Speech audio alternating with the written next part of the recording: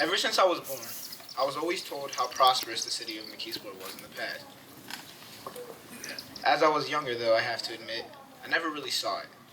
To me, it seemed almost like a ghost town, a shell of what it once was. I was too young to see the greatness right in front of me.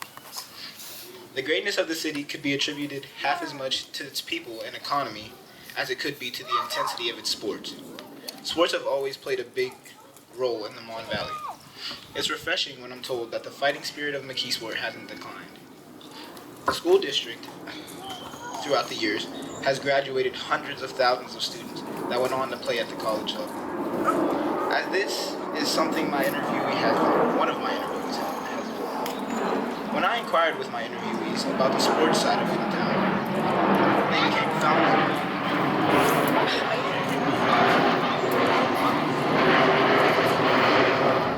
they became fountains of knowledge, adamant on the emphasis of hard work.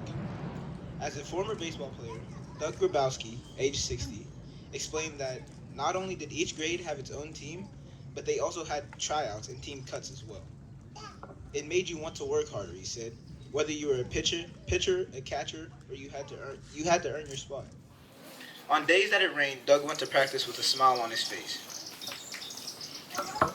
As a football player and coach throughout his life, Coach Habib Abdulrad, age 49, has always had a strong love for the game of football and the city of McKeesport.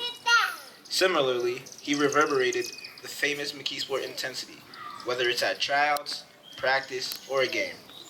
In his youth, Coach Habib explained that tryouts consisted of up to 80 kids. Due to the population decrease in the 1940s, the averages went down to 35 to 40 kids a year for each season. While I knew McKeesport was a mill city, I wasn't aware that McKeesport used to be the largest producer of pipes, hence the name Tube City. This, I believe, does a great job of solidifying the other half of its greatness. Even though it had competition like Braddock, Doug told me, when people say Steel City or Steelers, they're talking about McKeesport. They just don't know it. After talking about the two sports initially, it wasn't long before my eyes were opened to the economic boom that was McKeesport. Did you know that there were over 55,000 workers and residents in this great city?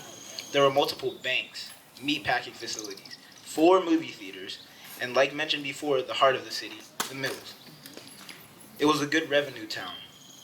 Arcades and pawn shops where you could buy baseball cards all around the corner, Doug said. McKeesport was undeniably a name brand town.